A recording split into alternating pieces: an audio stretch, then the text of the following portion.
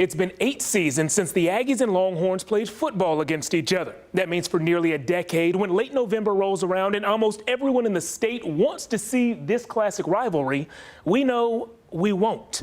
I recently sat down with key members from both sides of the rivalry to ask what it'll take to see moments like this again. Hello, record book!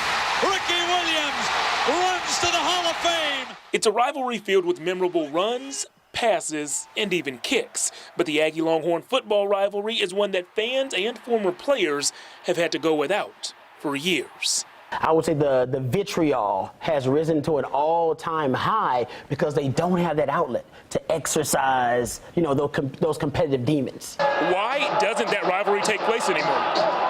They don't want to play us anymore. They don't have that outlet. They don't play each other. Why? Well, that's that's above my pay grade. Lifetime Longhorn Rod Babers brings up a good point. Why ask former players about renewing this great in-state rivalry when I could sit down with the people who control the schedules, each team's athletics director? Why isn't the football team able to schedule the Aggies? There's a variety of reasons, but it's not if, it's when. Why don't the Aggies and the Longhorns play in football anymore? I've talked a lot about this, and actually the last couple of days I've seen a lot of chatter on social media, so it must be a big deal, to them. And from our standpoint, it's really not a big deal to us. And, we've kind of moved on. At the end of the day, when A&M made the decision to go to the SEC and we're in the Big 12, schedules are so far out. I've already booked our schedules here to 2031.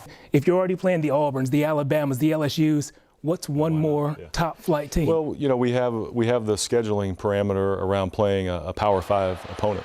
So this year we played Clemson. The SEC strength of schedule, it's viewed as the highest and best conference. So until really somebody says that you have to tweak that and play 10 Power 5 games or whatever, right now the formula doesn't call for that. And that's really our focus, is how do we position ourselves best to win a championship. College football needs that game. Right, I think the rivalries of Nebraska not playing Oklahoma, I couldn't imagine USC not playing Notre Dame.